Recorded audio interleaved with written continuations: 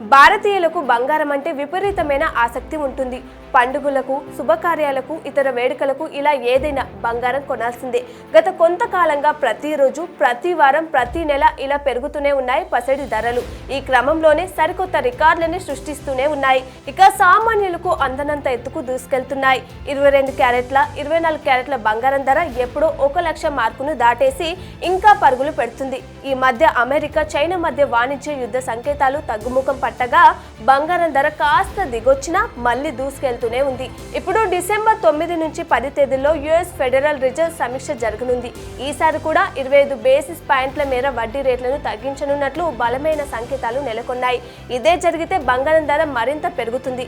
సాధారణంగానే ఫెడ్ వడ్డీ రేట్లు తగ్గిస్తే బంగారం ధర పెరుగుతుంది. దీంతో మరో నెల కూడా రేట్లు పెరగనున్నట్లు నిపుణులు అంచనా వేస్తున్నారు. ఫెడ్ ఒకవేళ వడ్డీ రేట్లను మార్చకపోతే బంగారం ధర తగ్గే అవకాశం ఉందని చెప్తున్నారు.